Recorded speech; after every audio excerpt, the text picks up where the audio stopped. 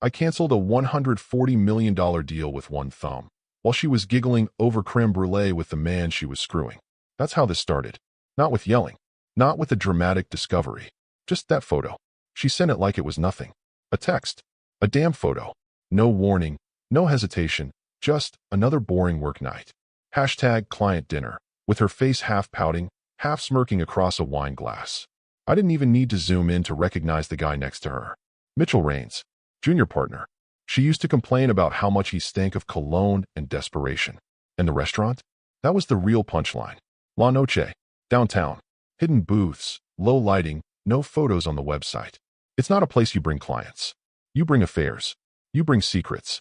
You bring your married boss's wife if you're bold, or just dumb enough. I had taken Natalie there 2 years ago. Our anniversary.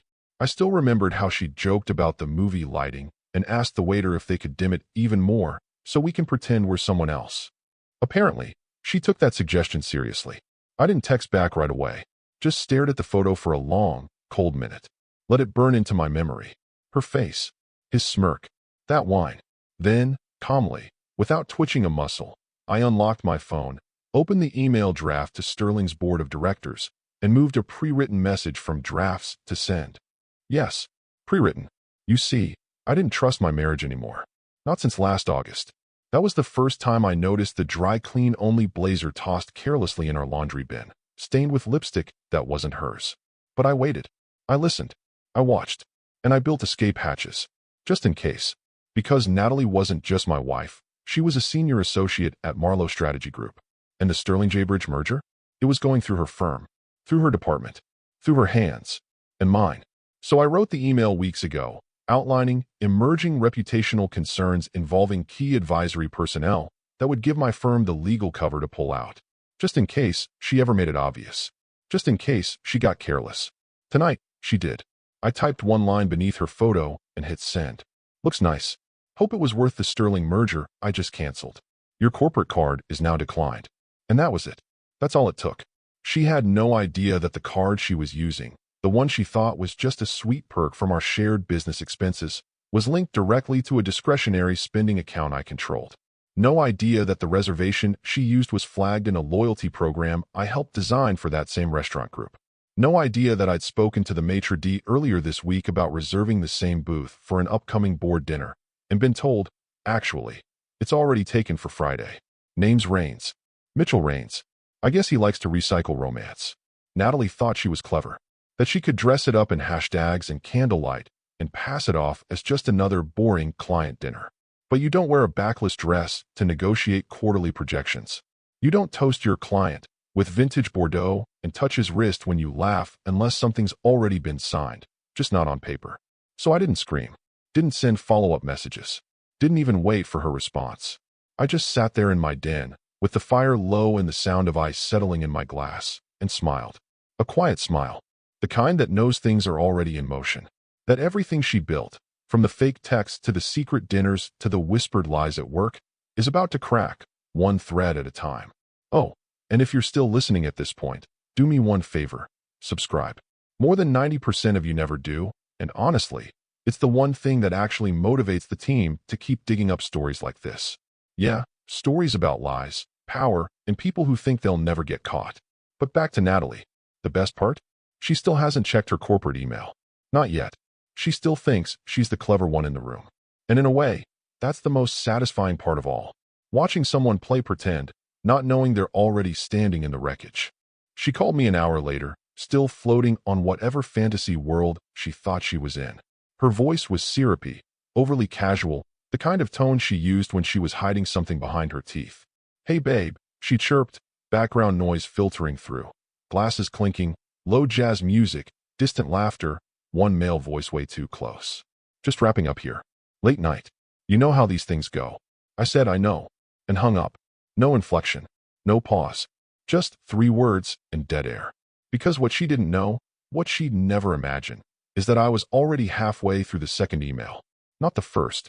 That one had already gone out, the instant her picture arrived. The second was to Sterling's risk committee, outlining precisely why we'd be terminating all facilitation efforts related to the merger. I didn't need drama. Just a clean extraction. I cited emerging reputational exposure through key intermediaries, flagged confidential attachments for internal-only review, and noted I'd be available for a confidential call first thing Monday. And her card? The one she thought was her business perk, the one she was swiping for $62 scallops and a $300 bottle of red. Yeah, that card was issued through my firm's discretionary client engagement budget. She only had it because I'd once pulled strings to get her access, during the early days, when we were still pretending we were on the same side. Back then, I thought I was helping her grow. Turned out I was just giving her tools to dig her own grave. I opened my firm's internal dashboard and manually revoked the card's privileges, then sat back and watched as it turned from green to red. Disabled. Instant. Meanwhile, her dessert was probably arriving. Something French. Something delicate. She had a weakness for those airy little plates where the sugar costs more than the flour. Probably leaned across the table and asked Mitchell to guess what she was wearing underneath. Probably laughed when he guessed wrong. I imagined her smile fading in real time, just slightly, when she looked at her phone and saw I hadn't replied. Not to the photo, not to the call, not even a thumbs up. Let her wonder. While she was busy savoring mascarpone, I was finalizing the third domino, legal review. The thing about corporate mergers is that they don't fall apart because of one scandal. They unravel through patterns, through hints of liability, through people like me quietly raising concerns with phrases like potential conflict of interest and lack of appropriate disclosure. And Natalie? She'd just tied herself to a walking HR violation with a reputation for sleeping his way sideways through partnerships. Mitchell Raines wasn't just bad press. He was a documented risk. I knew that because one of my firm's analysts flagged his name 6 months ago in a routine sweep. Multiple quiet settlements. Nothing criminal. Just enough NDAs to choke a shredder. And now? Now Natalie was on record, publicly, tagging him as her dinner date under the guise of a client. That photo wasn't just marital betrayal. It was admissible evidence of corporate misconduct. By the time she got home, she'd have no idea what kind of quiet storm she'd already triggered. The silence from me wouldn't feel like distance. It would feel like strategy, because that's what it was. I didn't yell. I didn't question. I built a paper trail. Every step she took deeper into that affair, she wrapped herself tighter in liability. And the beauty of it? She still thought I was in the dark. She still thought I'd be waiting up in bed, maybe angry, maybe hurt, but definitely passive. No, Natalie. I wasn't waiting up. I was already packing the exit parachute and lighting the building on fire on my way out. I was in the office by 7:10 the next morning. Not because I couldn't sleep. Sleep wasn't the issue.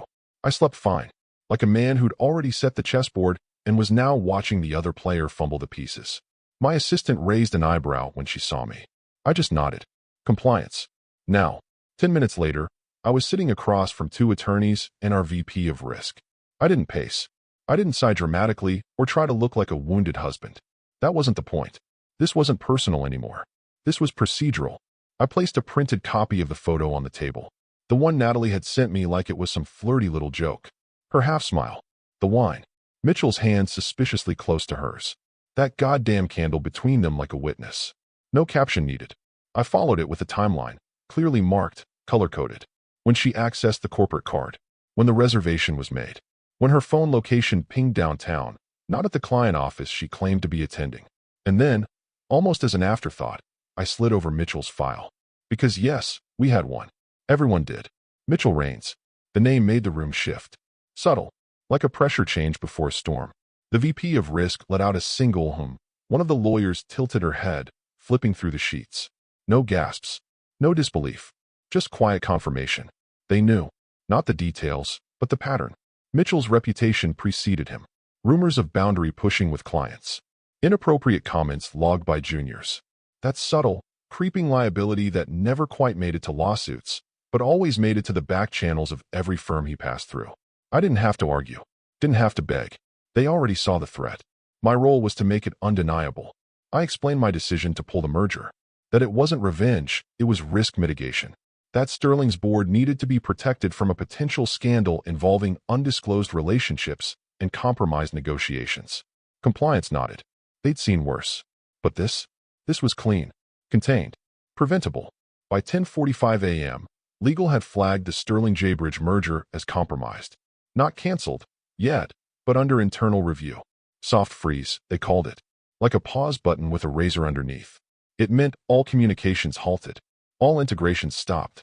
All access locked down until pending evaluation of reputational exposure tied to advisory personnel. Translation: Natalie and Mitchell just became the two heaviest weights on a deal that used to fly. Meanwhile, my phone buzzed. Natalie, miss you already, Blackheart. 2 minutes later. Lunch today. A photo of her coffee, artfully posed next to a scone and an open laptop, pretending to work while trying to look effortlessly innocent. She had no clue. No clue. She was still playing the role, the doting wife, the busy professional, the woman juggling both worlds like some Instagram-powered goddess of balance. What she didn't see was that the floor beneath her was already gone. Every sweet nothing she sent felt more absurd than the last. Like watching someone sing karaoke while the bar burns down behind them. I didn't reply, not because I was hurt, because I was done replying to fantasies. Every time she typed another cutesy message, another hearts and smiles emoji, it just hardened the resolve in my gut. She wasn't just betraying me. She was insulting my intelligence. And worse, she was risking the integrity of my name, my firm, my work. By noon, the board had been notified. Quietly. No alarms. No press. But they all knew. Natalie and Mitchell weren't names on a spreadsheet anymore. They were liabilities. And I was the man who caught them before they poisoned a $140 million transaction. She thought she was ahead of the game. But while she posed for brunch selfies, I was already moving pawns, bishops, and rooks behind the curtain. Let her play pretend. I was building walls she wouldn't even see until her face hit the brick. The cancellation wasn't loud. It didn't need to be. At 8:17 a.m. the next morning, my firm's managing counsel hit send on a single, clinical email to the Sterling board. In light of recent due diligence findings and the resulting concerns surrounding the conduct of key personnel, we are formally withdrawing our interest in the Sterling Jaybridge merger. We thank the board for their time and cooperation. No drama, no specifics, just enough legal ambiguity to make every recipient sit up straighter and start asking, who? By noon, the statement was echoed in a public press memo, buried 5 paragraphs down in a digest of market activity. Citing internal review concerns, Langwell Partners has formally exited merger facilitation with Sterling Equity. No further comment. And just like that, the future of Sterling's biggest deal in 2 decades was ash on the floor. I didn't speak at the follow-up. I didn't need to. That's what managing counsel is for: distance, precision, and plausible deniability. I just watched the ripples. See, a deal like this doesn't implode all at once. It stutters. It bleeds. Quietly, then violently. First come the whispers, then the missed calls, then the meetings that get rescheduled until they never come back. By 3 p.m., Sterling's partners were scrambling. By 5 p.m., Mitchell Raines got the call. It wasn't from legal. Not at first. It was his boss. A man whose voice didn't rise. It didn't need to. It came through low, sharp, and just this side of nuclear. You just cost us $140 million. Start talking. Mitchell, for all his smugness, didn't know what to say. I know because the call was overheard. One of those open-floor offices with zero privacy and glass everywhere. Rumor spreads fast in places like that. And apparently, Mitchell didn't handle pressure well. Stammering. I didn't know. No, she said it was cleared. I didn't think. He didn't think. Natalie had that effect on people. Made them think rules were optional if you played her game right. The problem is, corporate isn't built for games. It's built for structure, for responsibility, for risk management. And suddenly, Mitchell was the walking definition of risk. Meanwhile, Natalie, still clueless, still sending texts like nothing had changed. Hey babe, dinner later? Spaghetti, I'll be home early tonight, face blowing a kiss. I didn't respond. She wasn't coming home to dinner. Not tonight. Not again. Because I knew what she didn't. That her own internal review was about to begin. That HR already had a copy of that photo. That Mitchell had panicked during the call and, according to someone 2 degrees removed, already thrown her under the bus. She said it was just a dinner. I didn't know the card was tied to the firm. She said her husband was cool with it. Her husband? Cool with it. Heh. I was many things. Cool wasn't one of them. I was calculating. I was deliberate. I was already signing the formal closure packet that would trigger the reallocation of our M&A resources to the Brighton Trask acquisition instead. A quieter deal. Less media. No baggage. I didn't destroy Natalie's career. She did that all by herself. All I did was step out of the way and let gravity handle the fall. And fall it did.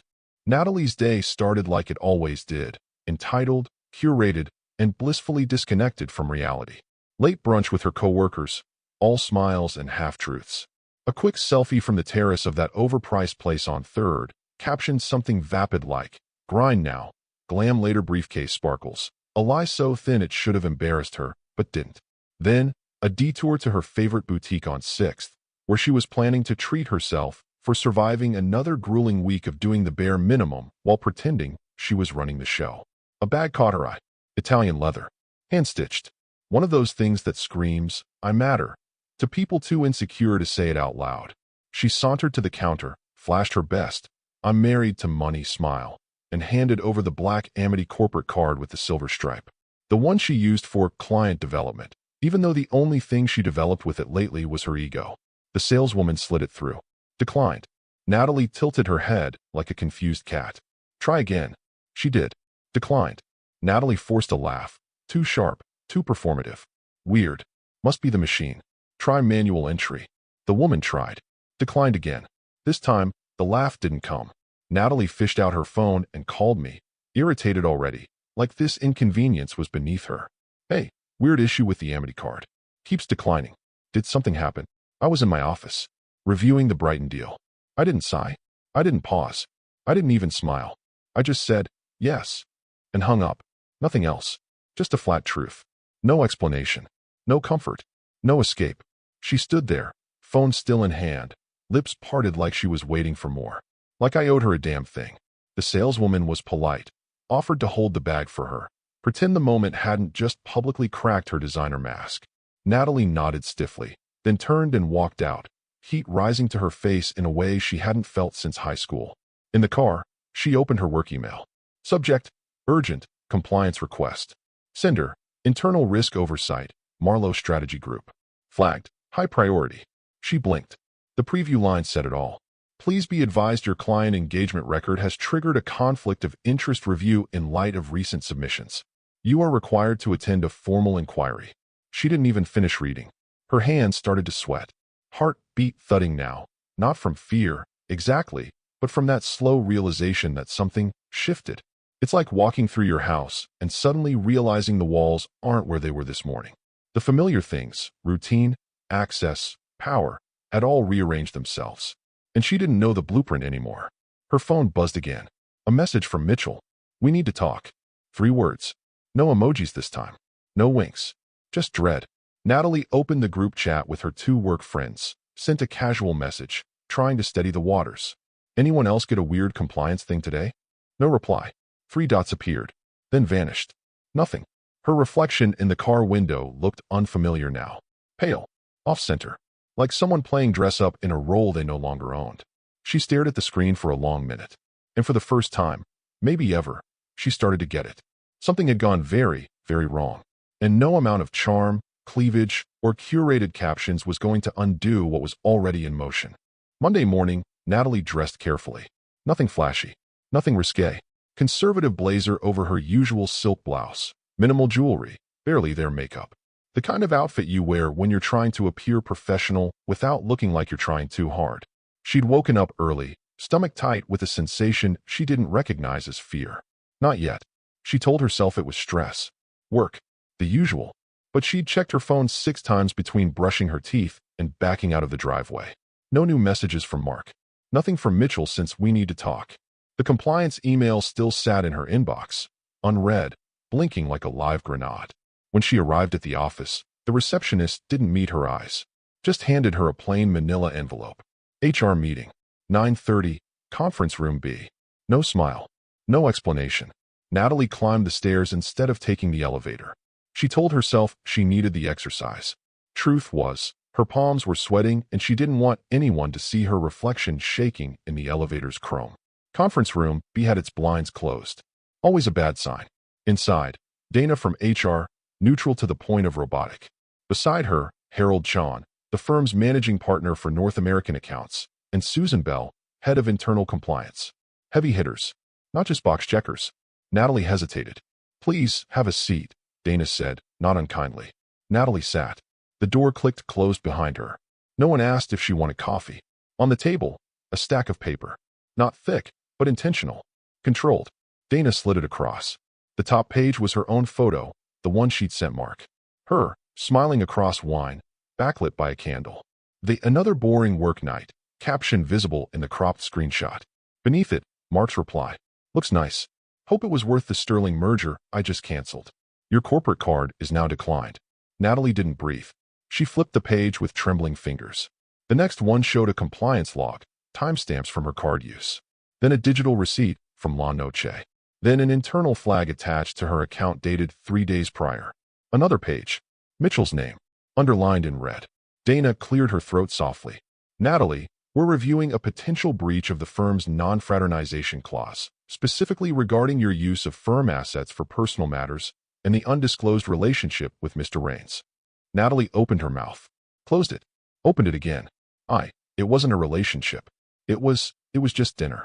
He's a colleague. I didn't think. Harold leaned forward. We have a record of the reservation made under your Amity card. It's a booth that typically requires executive-level clearance to reserve. You also listed it as a client meeting. Natalie's voice cracked.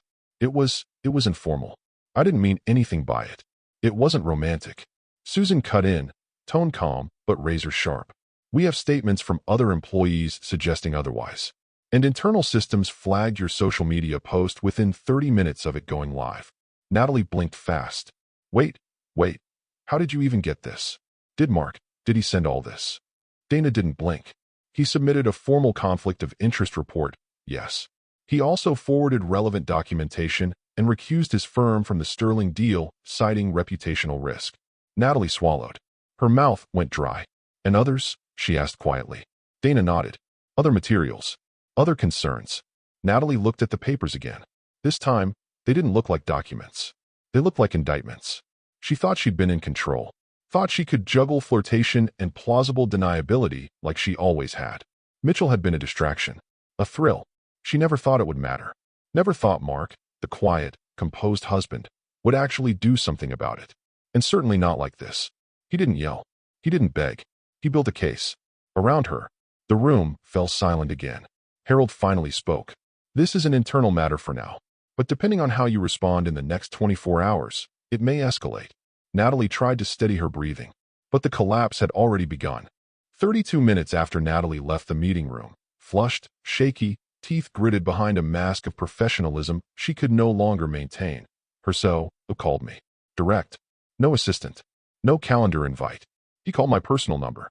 That alone told me everything I needed to know. I let it ring twice before answering. Mark, he said. Tight voice. Barely masking the panic. It's Adam. Adam Levingston. Pause.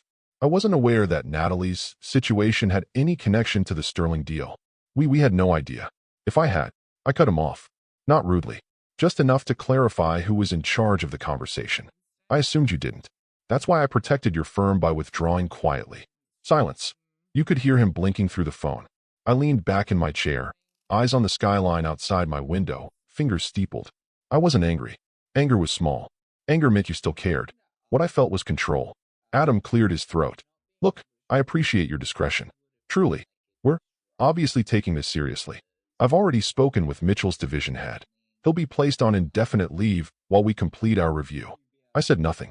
But, he added quickly, if it helps restore your confidence in our firm, we're also prepared to accept Natalie's resignation. Immediately. I want to make this right, Mark. I almost laughed. Right? This wasn't a dent in a fender. This was a structural collapse of credibility, both his firm's and his own judgment. I took a long breath, not because I needed it, but because people like Adam interpret calm silence as power. And in this case, it was. I'm not interested in a resignation, I said finally. That would imply this is about revenge. Another silence. Nervous this time. It's not, he asked. No, I said. It's about standards. That landed like a slap. Adam stammered, of course. Yes, absolutely. We hold our people to the highest. I hung up. Clean. Cold. Absolute. He'd said enough. They always think it's personal. That I'm doing this because my pride was wounded or my heart was broken. What they never seem to understand is that pride fades. Hearts mend. But standards? Those are what separate people who merely survive from people who build empires. Natalie broke the marriage. Fine. People do. They lie. They cheat. They self-destruct. But she crossed the line when she brought that recklessness into a deal I spent 18 months constructing. When she used my own connections to fund a tryst with a junior associate who couldn't keep his zipper shut in a staff meeting. She thought this was chess. She thought she could flirt and maneuver and manipulate her way around consequences. But this wasn't chess. It was checkmate 6 moves ago, and only now did they all realize it. Adam would scramble, Natalie would spiral, Mitchell would fold, and me? I had a dinner meeting in 2 hours with the CEO of Brighton Trask and my general counsel. Quiet place. Same table I'd once reserved for anniversaries. Different company now. Different game. Same control. Natalie got home just after 8. She drove slower than usual, hoping traffic would stretch the silence. But it didn't. Every green light felt like a countdown. Every mile she closed toward our house, toward what used to be us, tightened the coil in her chest. She pulled into the driveway and noticed it immediately. The porch light was off. It was never off. She reached the door, pulled her keys from her purse with shaking hands, and tried the lock. Click. Stuck. She frowned, tried again. Nothing. Deadbolt changed. She stepped back, stared at the door like it had betrayed her. The house looked exactly the same, and yet it didn't feel familiar. Like someone had taken a photo of her life and erased her from it. After the 4th try, she stopped pretending it was a mistake. I watched from the upstairs window. Lights off. Silent. Just enough visibility to see her face shift, from confusion to frustration, and finally, to something she hadn't felt in years. Irrelevance. Eventually, she walked around to the back door. Same result. Locked. Alien. No key worked here anymore. After 5 full minutes of pacing the patio, she found the envelope. Not taped. Not shoved under the mat. Laid gently across the welcome bench. Her name written in my handwriting. Precise, small, unflinching. She stared at it for a long moment before picking it up and stepping back into her car, the cabin light above casting a sterile glow over her lap as she opened it. Inside, a manila folder. No dramatics. No rage. Just cold, organized dissolution. Property division agreement. Full separation of joint finances. Termination of all co-signed assets and shared accounts. Transfer of vehicle titles. List of updated legal contacts and a final line. All further communication will be through legal counsel. Her hands trembled. She flipped the last page, where I'd signed and dated everything already. No invitation to negotiate. No explanation. Just closure, sealed in procedure. And at the bottom, handwritten in the corner. P.S. You'll need a new firm to vouch for your next job. They saw everything. That line hit harder than any punch. Because in her world, image was everything. Reputation, access, appearances. And now, she couldn't even pretend. The firm that had once celebrated her sharp suits and curated brilliance now viewed her as a reputational hazard. A liability. An open tab on a night they'd never forget. She sat in the car for a while, engine off, fingers clenched around the folder like it might still warm up and rewind the clock. It wouldn't. I watched as she slumped forward, forehead against the wheel. This wasn't about a marriage ending. This wasn't a lover's quarrel or an affair gone sideways. This was a woman watching the scaffolding of her life fall in slow motion and realizing she was the one who kicked out the last support beam. The locks on the house were changed, but the doors she really cared about, those were already closed from the inside, and I didn't need to slam a single one. She'd done it all herself. 48 hours. That's all it took. Natalie's resignation letter was processed so quickly it might as well have been pre-written. Maybe it was. Maybe HR had one on standby, ready to drop her name into the template the moment I pulled the pin on the merger. The email went out late Wednesday morning. Effective immediately, Natalie R. has stepped down from her role at Marlowe Strategy Group. No flowers. No farewell lunch.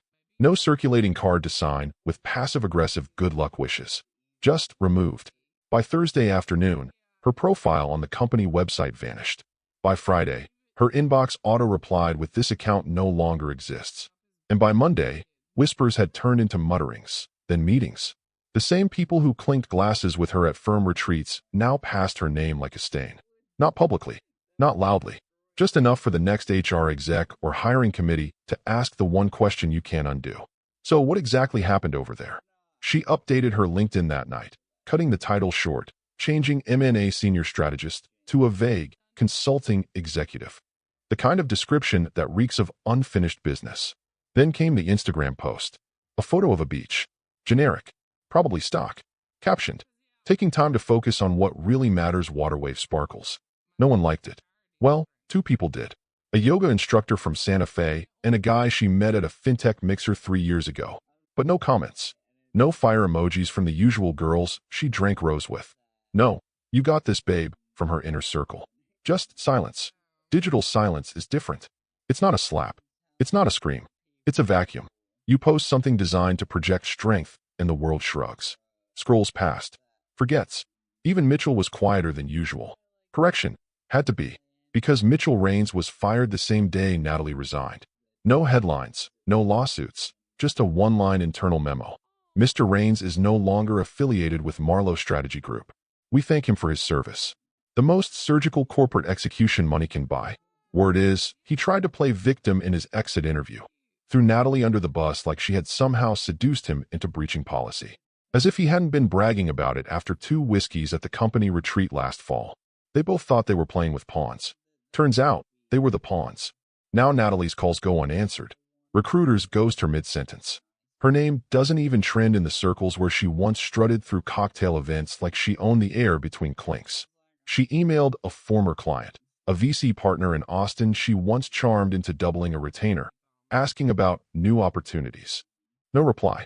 She tried reaching out to an old colleague who'd moved to Dubai. Email bounced. Her influence wasn't just revoked.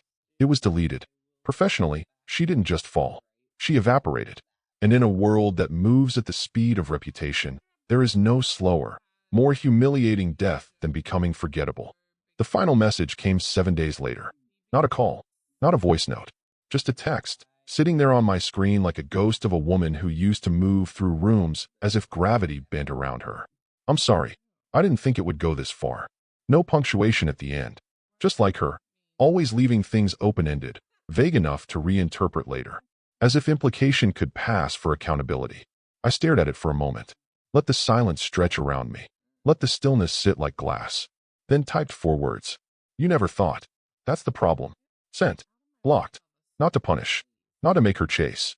But because she didn't get to occupy space anymore. Not in my inbox. Not in my mind. I didn't need her apology. She hadn't burned the house down. She just proved she didn't belong in it. That evening, I returned to La Noche. Same restaurant. Same table. But this time, there was no anniversary. No staged smiles. No one performing trust while tucking a phone under the table. This time, it was business. My general counsel sat across from me, calm, focused. To my right, the CEO of Brighton Trask poured the same bottle of Pinot Noir Natalie once pretended to enjoy, but always secretly found too earthy. They toasted the future. I toasted restraint. No Instagram story. No photo of the wine glass. Just a quiet nod, a contract folder sliding across the table, and the click of pens on paper as a new merger took shape. One built on discipline, not deceit. It wasn't revenge. It was clarity. A reminder that you don't have to scream to be heard. You don't have to ruin someone publicly to remove them permanently. You just have to hold the line long enough for them to bury themselves. Then let the silence speak for you. As we stood to leave, I glanced back at the booth. The same booth. Same candle. Same wine. Different outcome. This time, the story ended with a signature, not a betrayal. And I walked out not as a man broken, but as one who rebuilt the rules, from the ground up, on his own damn terms.